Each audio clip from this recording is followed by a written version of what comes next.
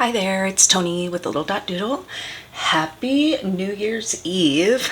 I am just going to share a few pages of how I have set up my 2025 bullet journal, even though I started this one in November because I had run out of my other one.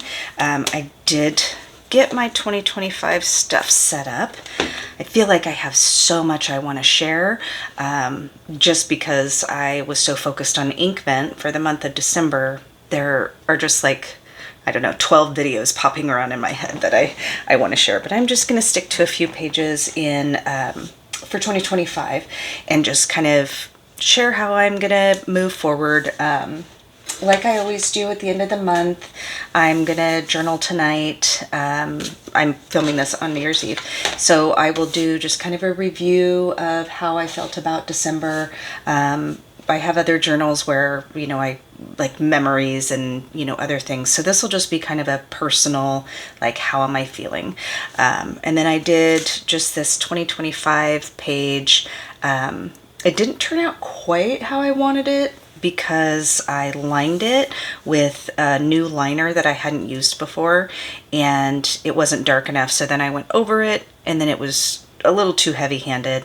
I did watercolor with these, and I left the book open as it was drying, as opposed to clipping these sides down, and it ended up getting a little more crinkly than I like, but it's okay. I'm not worried about that. These two pages I have not filled out yet. I will probably do this tonight as well. Most New Year's Eves, well, all New Year's Eves, we just hang out at home and do board games or creative stuff or whatever. And this is the first time I will have no children in the house for New Year's Eve, because my daughter is going to her first New Year's Eve party. So hold me, because that's scary. But anyway, so I don't set resolutions, but I always like to have thoughts of intentions and what I hope for 2025. Just general, not like I need to lose 10 pounds or anything like that, but just how do I want to feel in 2025, and what are my intentions moving forward in this new year. And then this is something I started doing 2 years ago, was listing, I don't remember if I did 30 or 50. I think I may have done 50 things that this time next year I want to have either experienced or done or purchased or let go of or whatnot. Even if I don't think it could happen in this next year, if I put it down here and I just kind of have an open mind, not to be like woo-woo or anything, but the idea of manifestation with not like, oh, if I think about something so hard it'll come true or I'll get it, but instead okay, I do want to go to Costa Rica, and I'm not going to just wish a trip to Costa Rica and then it'll be here. But if I believe that it could actually happen, I think my brain will be more open to opportunities that could possibly lead me to planning a trip to Costa Rica.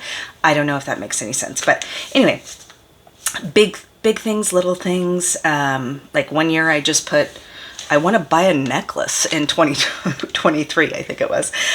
So if I had no limitations, what are some experiences that I could have in this next year?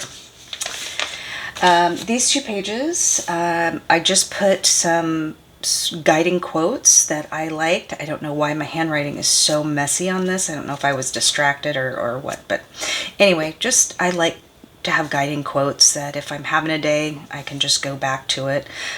These are just some stickers that I have. I'm trying to use up all of the stickers that I have in my little sticker carrier right now.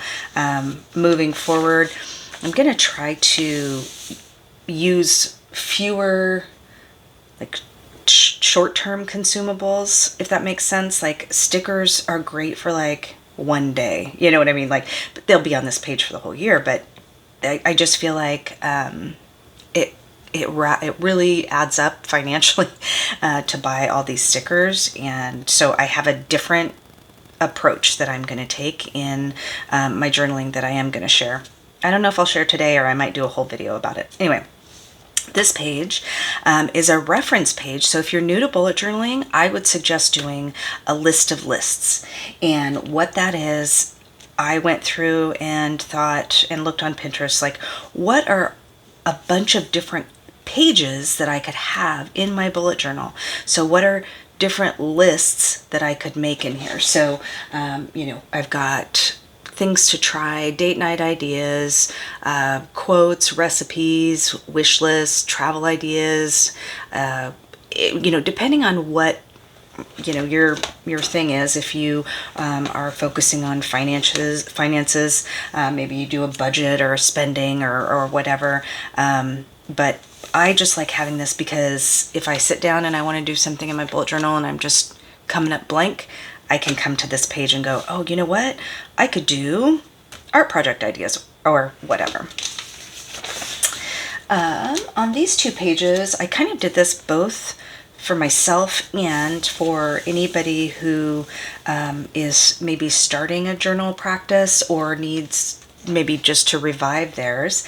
I came up with some questions, things that I want to write about in 2025, some journal prompts. Like I have a reoccurring dream that has been happening for 15 years.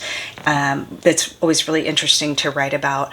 I actually incorporated it into a short story and for a contest, and I ended up winning the contest.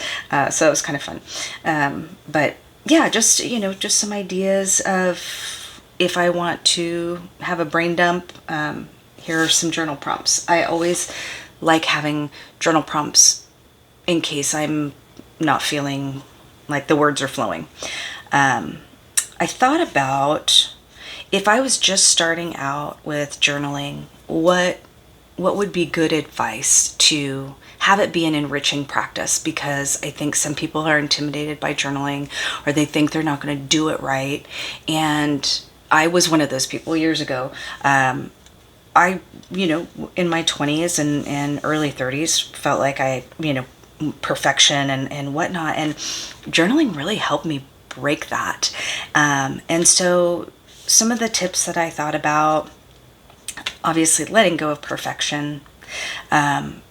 It's for you. I'll see online, like, people are, is it okay if I do this in my journal? And I mean, not to be mean to anybody, but I'm like, who's telling you that you can or can't do something in your own notebook, right? So it's for you. It's not for anyone else. If you want to have color, if you want to have paint, if you want to have stickers, awesome. If you don't, right? Having realistic expectations. There are some bullet journals out there that are works of art, and I think we all could get caught up in comparing ourselves. Well, my journal doesn't look like that. Well, we don't know how long that person's been journaling, or what talents they have, or how much they've practiced. I always say drawing is not my thing. It could be if I practiced. And so just not comparing, having realistic expectations, setting a time, not like a hard and fast, but I know every night my wind down time, I spend probably 2.5 hours in my office. Maybe we've got a movie on, maybe we've got some chill music on, and my husband and I just spend that wind down time together, journaling and in our different journals and doing the creative practice. And if we miss a night, it's no big deal, but just kind of reserving that time for yourself, having fun supplies, trying new things. I don't think that it's a case where you have to be like, I have to have everything, but maybe, picking a few things here or there that might make it fun for you. I do want to show you these. I just got these. I saw it in somebody else's video, and I never had even heard of these. I got them off Amazon. They're zebra click art. They were not expensive. The only thing that kind of pushes on me is it's like the box isn't right for this amount of pens, and so you can't organize them by color, but whatever. Anyway, so this is a nice, I think, alternative to like Tombows, but it's thicker than an actual liner.